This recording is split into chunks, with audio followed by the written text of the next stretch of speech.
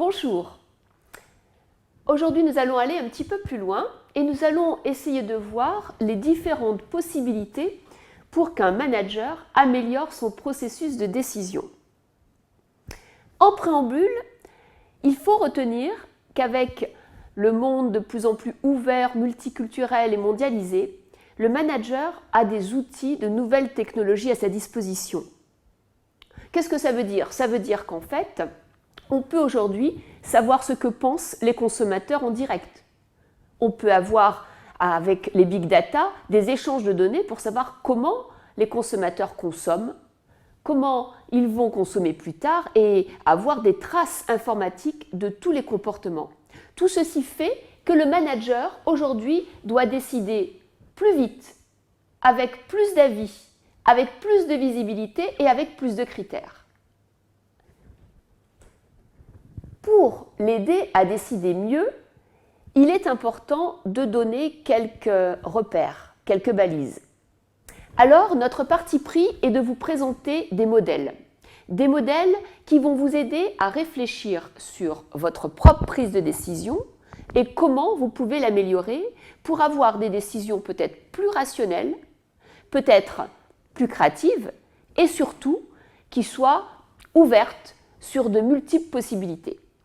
Dans les différents modèles que nous allons vous proposer, ce qu'il faut savoir, c'est que chaque modèle est linéaire et raconte une proposition de solution dans un environnement stable.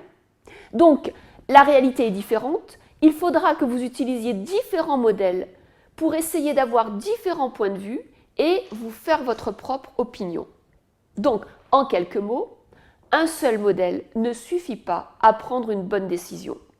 Par contre, utiliser différents modèles vous permettra d'avoir une décision plus réfléchie et plus proche de la complexité de la réalité.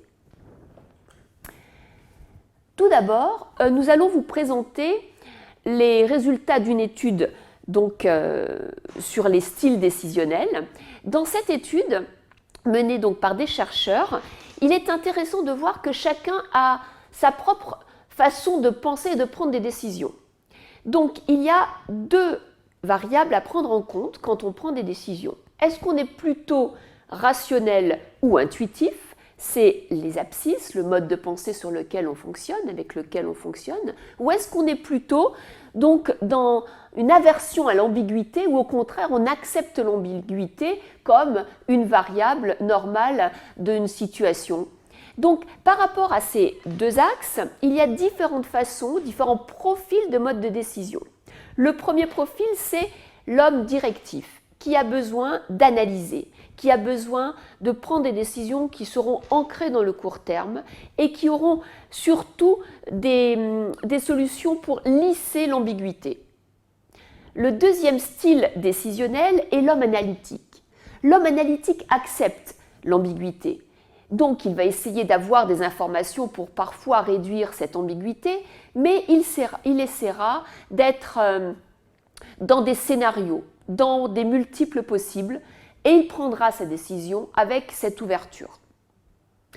Autre style décisionnel, le conceptuel. Alors, le conceptuel, lui, il voit sur du moyen-long terme. Il est absolument ouvert à la créativité, au débat d'idées. Il est d'accord pour dire que le monde, de toute façon, est ambigu et que l'incertitude fait partie de la réalité. Et donc, ce conceptuel va proposer des possibles et va essayer d'aller toujours dans des scénarios qui peuvent être impossibles, mais qui lui permettront d'avoir de nouvelles propositions. Quatrième style décisionnel, le comportemental. Alors, lui, c'est l'homme qui va décider de travailler en équipe, qui accepte les feedbacks, qui accepte d'être contredit et qui va, bien qu'il n'aime pas tellement l'ambiguïté et l'incertitude, essayer donc de sentir avec son côté émotionnel des possibles et de nouvelles solutions. Cette matrice est intéressante pour une solution. C'est qu'en fait, on a tous un style dominant. Un style soit directif, soit analytique, soit conceptuel, soit comportemental. Mais ce style dominant peut changer et peut être complété en fonction des situations ou des personnes avec qui on est en interaction. Et ce style doit être modulé. Mais il est intéressant de toujours vous poser la question, dans quel style décisionnel est-ce que je me trouve ou dans quel style décisionnel se trouve mon collaborateur. On a un autre modèle intéressant, c'est le modèle de l'élastique. Alors ce modèle, de quoi s'agit-il? C'est l'idée de se dire qu'en fait, quand on est face à un problème, on doit se poser la question, qu'est-ce qui me retient et qu'est-ce qui m'attire? En fait, c'est comme si on faisait la liste des pour et des contre, mais d'une façon positive. On se pose la question, qu'est-ce que j'ai à perdre? Qu'est-ce que j'ai à gagner? Et là, ça nous permet d'envisager de façon positive différents angles du problème. Autre modèle, la théorie de Locke, la théorie de la fixation des objectifs. Alors il me semble important de parler de cette théorie parce qu'elle a vraiment influencé le management avec le management par objectif. En fait, cette théorie répond à la question « Qu'est-ce qui motive une personne ?» Et la réponse est « La personne, on doit lui fixer des objectifs avec, bien sûr, son avis. Ces objectifs doivent être partagés, collaboratifs. Et ainsi, si on décline ces objectifs à tous les niveaux de l'arbre décisionnel, des groupes décisionnels, de la stratégie au groupe, aux managers, aux individus, on aura beaucoup plus d'efficacité. On gagnera en efficacité. Donc dans cette théorie, Locke nous explique qu'il est important d'avoir du feedback et qu'il est important d'avoir des objectifs clairs. D'accord, mais qu'est-ce que c'est un objectif clair? Alors, vous avez différents moyens mémotechniques pour expliquer ce qu'est un objectif clair. Alors, j'aime bien quand on dit un objectif is SMART. Qu'est-ce que ça veut dire? Spécifique, mesurable, accessible, réalisable, temporel. En d'autres termes, on doit chiffrer un objectif. Donc, un objectif est spécifique.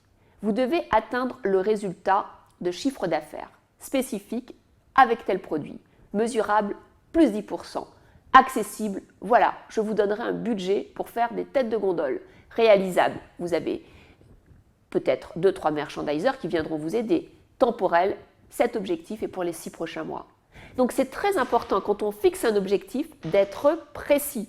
Parce qu'en tant que manager, si vous n'êtes pas précis avec l'objectif fixé à votre collaborateur, comment voulez-vous qu'il réalise? Donc vous limitez les problèmes.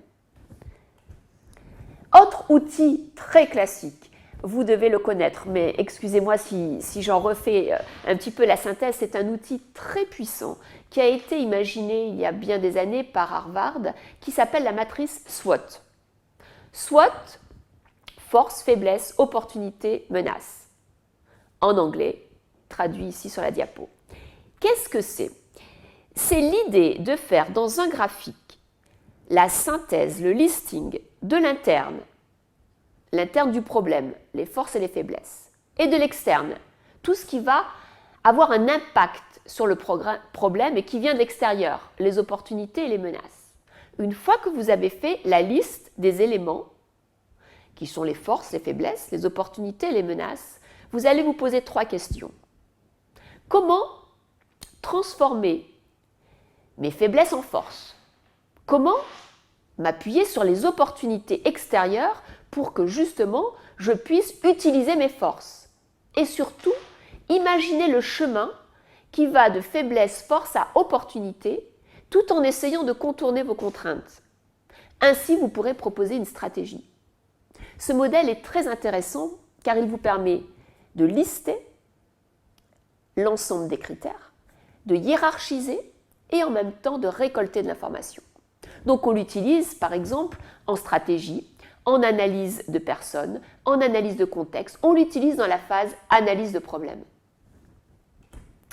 Autre modèle très très classique mais en même temps très intéressant, c'est la matrice d'Argyris et Shun qu'on appelle la matrice de l'apprentissage. Alors en quelques mots, l'idée est de dire que nous avons différents niveaux d'apprentissage.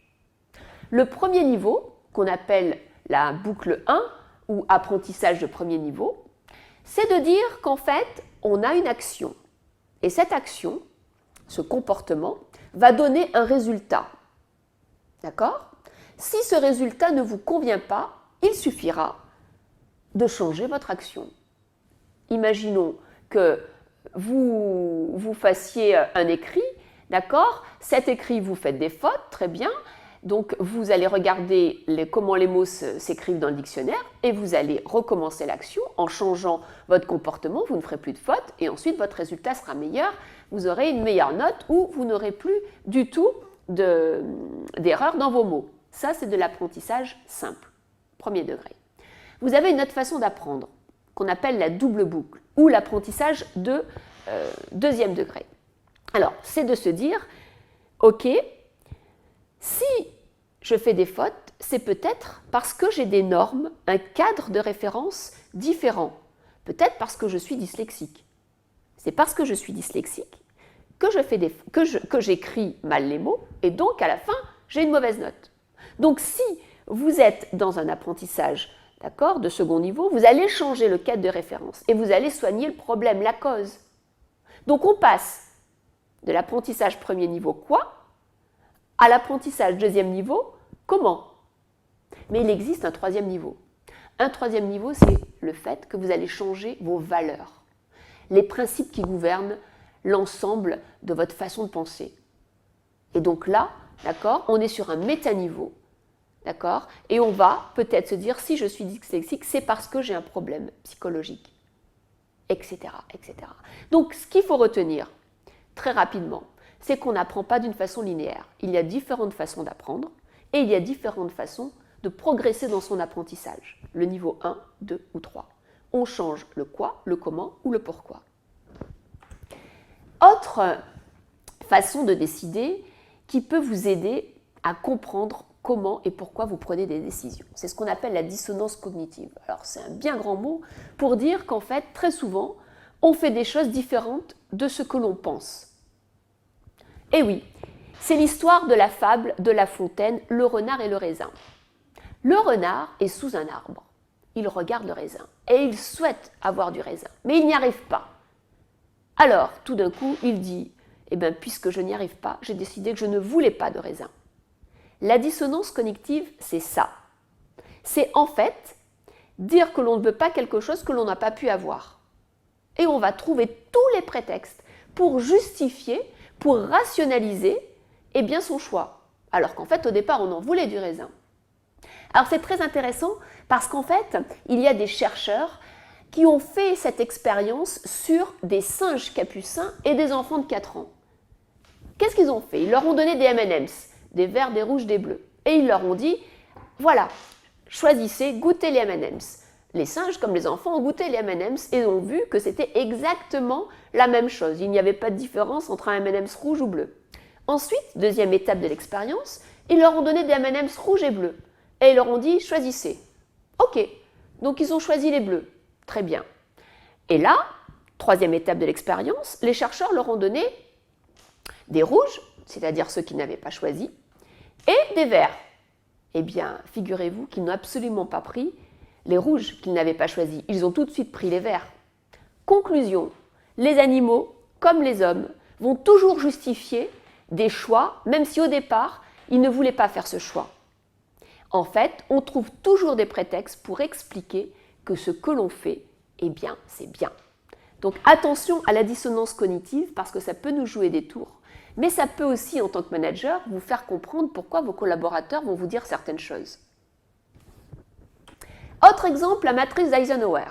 Alors, Eisenhower, président des États-Unis, avait l'habitude, et je le cite, de dire « Très souvent, les choses importantes ne sont pas urgentes et les choses urgentes ne sont pas importantes. » Donc il dit « Pour s'organiser, pour décider, la méthode est simple. Listez ce qui est important, urgent, et ensuite classez-les dans ce tableau, dans cette matrice. » C'est une méthode très puissante, qui marche très bien, mais il y a un écueil.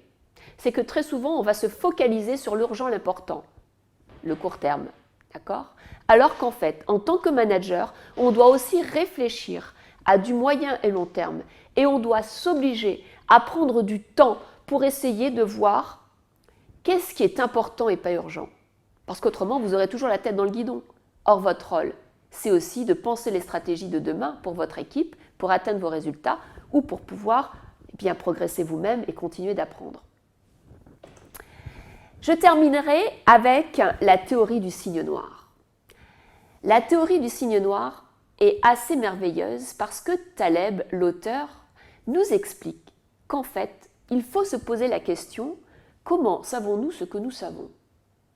Qu'est-ce que ça veut dire? Ça veut dire qu'en fait, on est très souvent trop sûr de nos convictions. Alors il raconte cette histoire. Au XVIIe siècle, tout le monde était sûr qu'il n'existait que des cygnes blancs, jusqu'au jour où on est allé en Australie et qu'on a vu un cygne noir. Qu'est-ce que ça veut dire? Ça veut dire simplement que ce qui arrive et qui nous semble imprévisible, eh bien en fait, était peut-être prévisible si on avait remis en question nos propres convictions. Donc attention, toujours être dans ce doute scientifique pour se dire qu'en fait, ce à quoi on croit est peut-être pas si vrai que ça. Voilà, donc je terminerai par cette citation que je vous laisse découvrir et qui me semble très importante à méditer, car elle renvoie aux différentes phases de la prise de décision en fonction des environnements plus stables, instables et totalement ouverts. Pour terminer, que devons-nous retenir de cette session? Je pense qu'il faut retenir une chose importante. Avec les nouvelles technologies, avec l'ensemble des recherches sur la décision, on a d'énormes outils pour comprendre comment on décide et les autres décident. Mais ces outils font que nous sommes encore plus fragiles face à une décision. Parce que la décision est de plus en plus collective avec Internet, le crowdsourcing et toutes les façons où on a des avis des clients, les avis des collaborateurs. Nos décisions sont de plus en plus visibles, de plus en plus rapides. Nous devons prendre des décisions en temps synchrone avec les uns, les autres, dans le monde, etc. Et elles sont de plus en plus multicritères. Donc une fois qu'on sait ça, essayons d'utiliser des modèles pour voir si nos critères seront en phase avec les objectifs qu'on veut atteindre. Merci.